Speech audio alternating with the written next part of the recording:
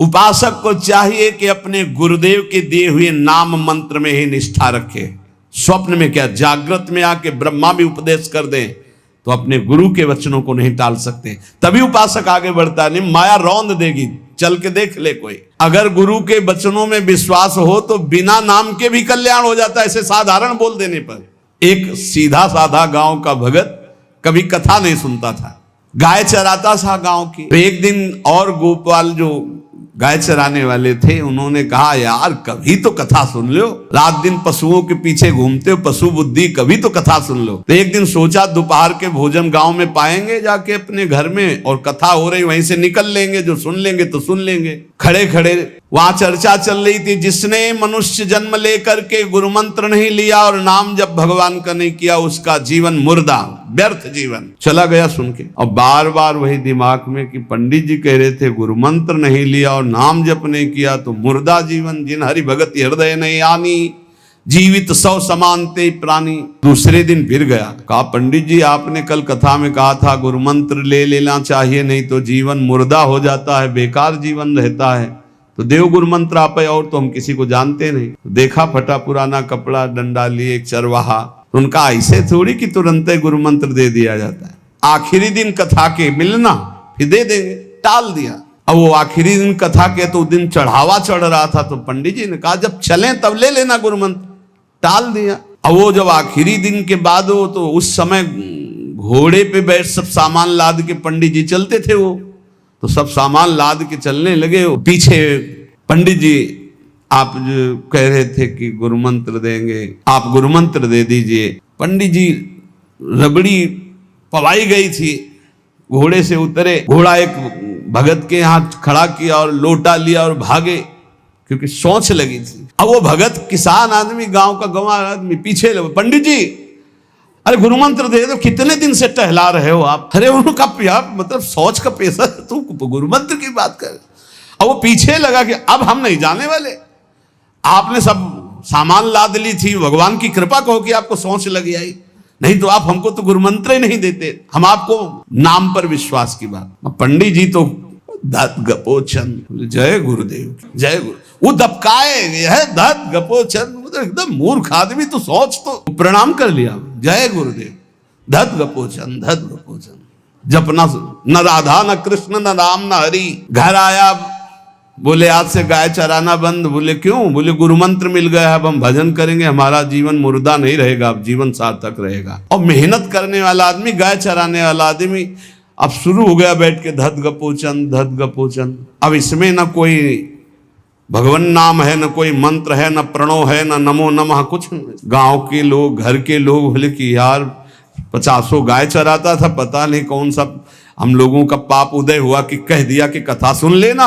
अब वो गाय चराना भी छोड़ दिया, गपोचन शुरू हो गया। अब उसकी ऐसी लगन लगी, सहज सरल भोले जो होते हैं ना, हरिवंश महाप्रभु कह रहे हैं, लालजू महाराज बड़े बड़े मुनियों के ध्यान में नहीं आने वाले, बड़े विनोदी। रुक्मिणी जी से कहा तैयार हो, भगत के दर्शन करने चलना है। रुक्मिणी जी ने कहा बहुत दिनों बाद आज आपको किसी भक्त की याद आई, प्रभु जरूर कोई महाभागवत होगा, हम चलते हैं। बोले बहुत विचित्र महाभागवत। चले, साधारण वेश में चलना है। जब गांव में गए, उस भगवान तो सर्वज्ञ ही है, उसके घर के दरवाजे में बैठ गए और रुक्मिणी जी से कहा कि पहले तुम मिल के आओ भगत के, फिर हम मिलेंगे। रुक्मिणी जी ने कहा हाँ ये उत्तम बात है, पहले हम उनको दर्शन दे के और दर्शन करके आती है। तो आंख मूंदे ऐसे, न खाना न पीना, धत गपोचन। रुक्मिणी जी ने कहा ये कौन सा नाम भगवान का, न विष्णु शास्त्र नाम में है, न गोपाल शास्त्र नाम में है, और कहीं हमने पढ़ा नहीं, ये कौन सा भजन कर रहा है। कहे किसका भजन कर रहे हो? चुप रहा। फिर किसका भजन कर? 2-3 बार तो गुस्सा के आंख खोला, देखा कोई स्त्री, तो बोले तुम्हारे खसम का भजन कर रहे हैं। और किसका कर रहे हैं? वो रुक्मिणी जी आ गई, बोले बहुत जानकार भगत है। प्रभु द्वारिकाधीश से कहा बहुत जानकार भगत है। बोले क्यों? बोले हमने कहा कि किसका भजन कर रहे हो, देखो हम इतना छुप के गई थी, लेकिन वो पहचान गए, वो कह रहे तुम्हारे खसम का भजन कर रहे थे। अब भगवान ने कहा हाँ तभी तो हम आए, भगत जोड़ का। बोले प्रभु आप दर्शन बाद में करना, जाके पहले हमारा प्रश्न बता दो, प्रश्न का उत्तर दे दो कि आपके विष्णु शास्त्र नाम, गोपाल शास्त्र नाम, बहुत से नाम हैं, ये नाम तो हमने कभी नहीं सुना। भगवान ने कहा ये नाम हमको तो बहुत प्यारा है, बोले आपको कब, मतलब ये कब कैसे नाम रखा गया? बोले बहुत प्यारा है, हमारा ब्रज का रखा हुआ नाम है, ब्रज में मैया ने रखा था। कैसे रखा था? बोले एक दिन मैं माखन चोरी कर रहा था, सखा के कांधे पर खड़ा हुआ, ऊपर माट में हाथ डालकर मक्खन पूरा ऐसे खाता जाता, सखा को पवाता जाता। इतने में मैया और गोपी जन आ गई। ए कन्हैया ये क्या कर रहा है? अब हमने देखा कि फंस गए। हमने कहा कि मैया हमें बहुत भूख लगी थी और देखा कि इसमें चींटी चढ़ी हुई है, तो हम चींटी निकाल रहे थे। तो बोले चींटी कैसे निकाल रहे थे? यहाँ पूरा हाथ सना हुआ है तुम्हारा चींटी।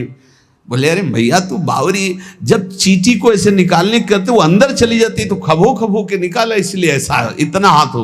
बोले यहाँ मुंह में फिर जब तुम्हारे मक्खन लगा, एक मक्खी बार बार उड़ रही थी तो हम ऐसे मारा तो पूरा मुंह में मक्खन लगा। भैया ने कहा धत गपोचन। बोले ये उस समय का नाम रखा हुआ है, मेरा बाल गोविंद में जब मैया ने रखा था मक्खन चोरी के समय उस। अब आप विचार करके देखो, भगवान का साक्षात्कार गुरु वचनों पर विश्वास होने पर साधारण शब्द बोला तो भगवान तो सर्वलोक महेश्वर सर्वज्ञ, उनके सब जैसे हर अक्षर में आ विराजमान है, का खा गा घा आ, ऐसे ही सब अक्षरों में ब्रह्म विराजमान है। फिर राधा नाम तो स्वयं हरि जपते हैं और राधा नाम तो परम प्रेममय है और बड़ा गुही है। विश्वास करके जब वो धदगपोचंद जपा तो रुक्मिणी और द्वारिकाधीश भगवान दर्शन देने आ गए, और तुम विश्वास करके राधा राधा जपोगे तुम्हें नहीं प्राप्त हो जाएगा? अरे यही राधा स्वयं भगवान हरि जपते हैं। इसलिए पहला जीवन का चरम लक्ष्य भगवत प्रेम, भगवत प्राप्ति। दूसरा, हमारी बुद्धि केवल विचार करे तो श्यामा श्याम के ही विषय में, किसी व्यक्ति वस्तु स्थान का अगर हमारा चिंतन हो रहा, संबंध हो रहा, तो श्यामा श्याम के संबंध से हो। जैसे गोस्वामी तुलसीदास जी कहते नाते नेह राम के मनियत सुहृद सुसेव्य जहां लो।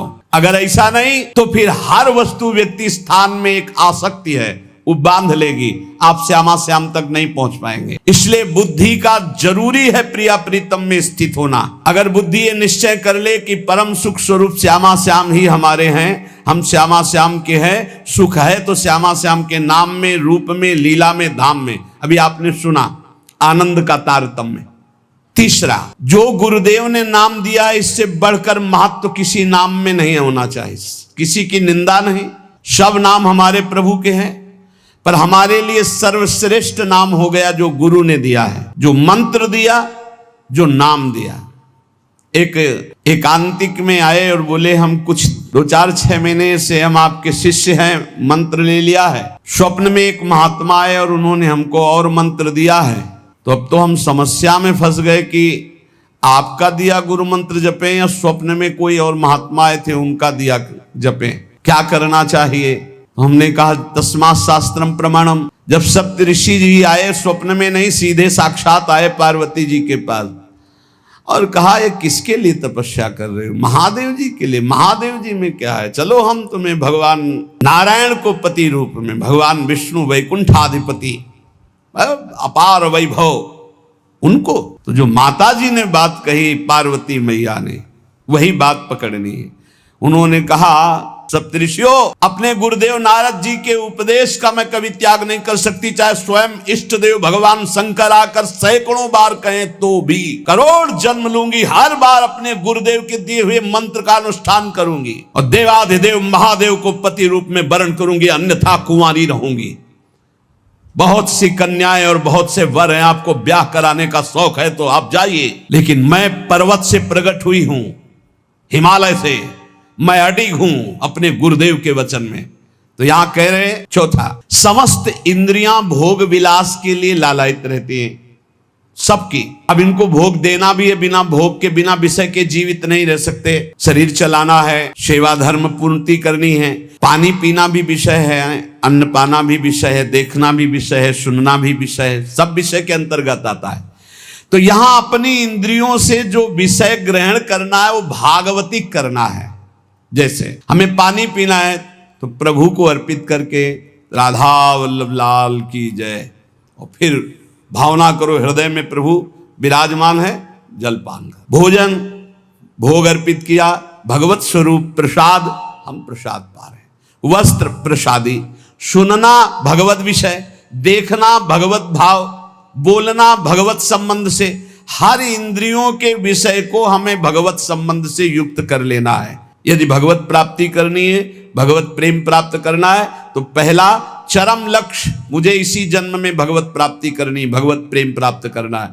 दूसरा बुद्धि का पूर्ण समर्पण अपने आराध्य देव श्यामा श्याम में। तीसरा गुरु प्रदत्त नाम रूप लीला गुण सेवा उपासना सांगोपांग गुरु प्रदत्त। चौथा समस्त इंद्रियां भगवत संबंध से युक्त। पांचवा जीव का चिंतन प्रत्येक क्षण पदार्थ, व्यक्ति, परिस्थिति, विचार, भोगों के, क्रियाओं के, संबंधियों के, जहां जहां जाए वहां से हटाकर अपने लक्ष्य श्यामा श्याम में लगाओ, या जहां जहां जाए वहां प्रिया प्रीतम की भावना करो। जीवन का प्रत्येक पल किसी व्यक्ति के विचार में, वस्तु के विचार में, स्थान के विचार में, भोग विचार में, जहां जहां जाए वहां से हटाकर श्यामा श्याम में लगाओ, या जहां जहां जाए वहां श्यामा श्याम को देखो। छठवां, चित्त की एक एक वृत्ति से तुम्हारे आराध्य देव कभी हटने ना पावे। बड़ी उत्तम स्थिति होती उस उपासक की, एक एक वृत्ति भगवदाकार करनी है। जैसे समुद्र में करोड़ों तरंगे, ऐसे चित्त में लाखों करोड़ों वृत्तियां, हर वृत्ति भगवदाकार। गोपी जनों की थी कैसी स्थिति, बोले बेचने जा रहे हैं दही, पर चित्त की वृत्ति में गोविंद बसे, मुरारी बसे, तो वो कैसे पुकार रही, कोई गोविंद ले ले, कोई दामोदर ले ले, कोई माधव ले ले। तो ब्रजवासी जन कहते हैं बावरी क्या बेच रही, तब शुद्ध आती, अच्छा नहीं तो बोल रही कोई गोविंद ले ले, कोई दामोदर ले ले, कोई माधव ले ले। विक्रेत कामा खिल गोप कन्या मुरारी पादार्पित चित्त वृत्ति दध्यादिकम। बेचना है दही और बोल रही कोई गोविंद ले ले, दामोदर ले ले, माधव ले ले। चित्त की एक एक वृत्ति श्यामा श्याम में अर्पित। सातवां, कहीं भी आसक्ति न हो, सारी की सारी आसक्ति, सारी की सारी ममता केवल एक युगल सरकार में। बहुत सुख मिलता है, अपार सुख मिलता है। जिससे प्यार होता है, अपनापन होता है, उसकी बात सुनने में सुख मिलता है। अरे वो दिशा अच्छी लगती है, वो दिशा अच्छी लगती है, जिधर अपना प्यारा बसता है ना, वो दिशा अच्छी लगती है। उधर से आई हुई वायु ऐसा लगता है प्यारे का आलिंगन हो रहा है, अभी वो प्रेम जागृत नहीं हुआ, इसलिए उस एरिया को कोई आ जाए, अच्छा आप उधर से आए, जहां अपना प्यारा बसता है उस क्षेत्र का कोई आ जाए तो ऐसा लगता है प्यारा मिल गया। उधर की वायु आ जाए तो प्यारा है। जहां प्रीतम जी देश की प्यारी लागे पौर, जिधर प्रीतम बसते उधर से यस्या कदापि वसनांचल खेलनोत, जिधर हमारी प्यारी जो प्यारे जो नाम में अपार सुख। अब अनुभव आएगा जब आसक्ति हो जाएगी। अभी आसक्ति अन्यत्र है, नाम में आसक्ति तो है नहीं। तो एक उपासक कि मुझे नाम जपने में श्रद्धा नहीं हो रही, बिल्कुल ना हो, आप चिंता मत करो। भाव शब्द समझिए, कुभाव अनख आलसहु नाम जपत मंगल दिशि दसहु। भाव से जपो, कुभाव से जपो, मन लगे या ना लगे तुम्हें फल मिलेगा, पक्का मिलेगा, मंगल दसों दिशाओं में होगा। विश्वास करके जपो तो, और एक दिन जब स्वाद लग जाएगा तब आप भी ऐसे ही बोलोगे जैसे बड़े बड़े संत महापुरुष बोलते हैं, नाम जीवन, नाम सर्वस्व, नाम ही हमारा प्राण धन। आठवां, जीवन में राग द्वेष न रह जाए। बड़ा खतरनाक है ये राग द्वेष। अगर किसी से राग है तो बड़ा सूक्ष्म होता है राग का धागा, और वो जब हमारे ऊपर संकट आएगी, विपत्ति आएगी, या तो वो धागा दिखाई देता है कि अभी वो है ना। द्रौपदी जी को पहले श्री कृष्ण याद नहीं आए, 5 महारथी पति है अतिरथी, वो याद आए, फिर भीष्मादि याद आए, फिर अपनी भुजाओं का बल, फिर दांतों का बल, और जब निर्बल तब महाबल। सुनेरी मैंने निर्बल के बल राम, महाबल प्रभु श्री कृष्ण का तब जागृत हुआ।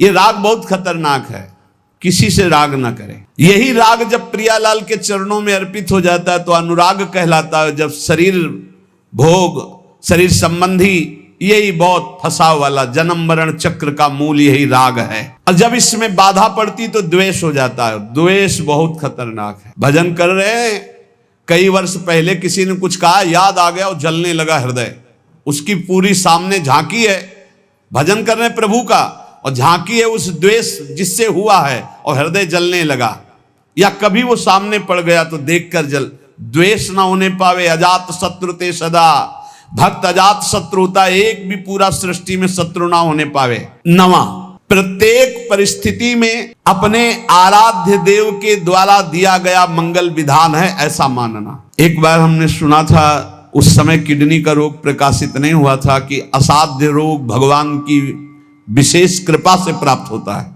तो साधन पर उस समय जोर था, तो डर लगा कि असाध्य रोग कृपा कैसे हो सकती है, ना साधन में बैठ सकते हैं, पीड़ा रहती होगी तो भजन भी नहीं हो सकता, तो ये कृपा कैसे हो सकती है असाध्य रोग।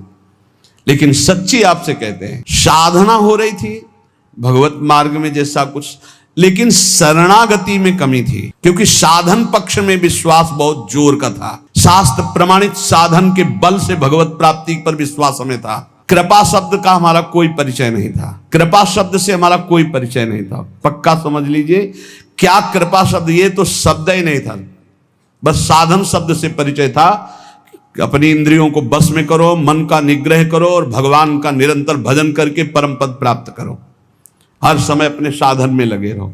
जब किडनी फेल हुई, साधन शब्द हटा, अब हाहाकार मच गया अहंकार में। अब क्या, फिर जो अहंकार शरणागत हुआ, फिर बात बन गई जो करोड़ों जन्मों की साधना से नहीं बनती, वो इस असाध्य रोग ने काम बना दिया। कह रहे हैं कि प्रत्येक परिस्थिति में पूर्ण कृपा, पूर्ण मंगल विधान देखना, ये नवा सूत्र है। जैसी भी परिस्थिति आवे, चाहे जितना विकराल रूप लेकर के आ जाए परिस्थिति, कृपा ही कृपा, कृपा ही कृपा, सच्ची मानना, परिणाम में देखना बड़ा मंगल और बड़ी कृपा होगी। 10वां, प्रेम प्राप्ति के मार्ग के पथिक का जीवन बड़ा विनयमय, बड़ा विनम्र, बड़ा संयमी, सदाचार पूर्ण, त्यागमय और शांत सुख स्वरूप, प्रेमी महात्मा का ये स्वरूप। बड़ा विनम्र जीवन, बड़ा विनयमय जीवन, बड़ा संयमित जीवन, सदाचार पूर्ण और त्याग रूप। त्याग की चेष्टा नहीं हो, त्याग रूप ही है। प्रभु के सिवा उसे कुछ अच्छा नहीं लगता। कुटुंब देहते जाए छूट सब ही विधि ना तो। और अद्भुत शांति, अद्भुत शांति, कोई भी द्वंद आ जाए उसे अशांत नहीं कर सकता। 11वां, श्री राधा माधव के नित्य नूतन परमानंद प्रदान करने वाले पदों का गायन, उनकी सेवा, उनके प्रेमी जनों के दर्शन संभाषण, तब ऐसे प्रेमानंद की तरंगे हृदय में उछलती रहती है जिससे लीला रस में उसका प्रवेश हो जाता है, तब उसका लीला रस में प्रवेश हो जाता है। इसलिए अपने जीवन को महाप्रेममय बनाने के लिए जो आप सत्संग में श्रवण करते हैं, ये बड़े सौभाग्य से श्रवण कथन का हमें प्रभु ने अवसर दिया है। हम इसे व्यर्थ न जाने दें, बार बार मनन करो। देखो भगवान की इतनी कृपा हो गई, ये यंत्र मोबाइल आदि जो है, अगर इनका सही प्रयोग करे तो ये बहुत सहायक है। एक बार सत्संग हो गया, जो पकड़ पाए नहीं, हम 10 बार सुनेंगे तब तो हम पकड़ लेंगे न, तो 10 बार कैसे सुनते?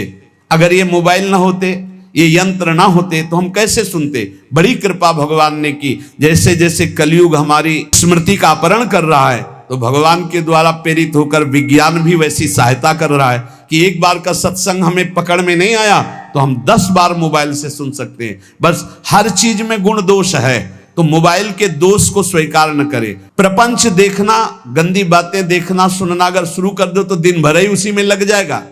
मतलब की बात देखो, संत महापुरुषों के सत्संग को सुनो और उसका मनन करो, उसको अपने आचरण में उतारो और एक क्षण भी नाम से विलग न रहो। जीवन का परम लाभ। शेष चर्चा आगे।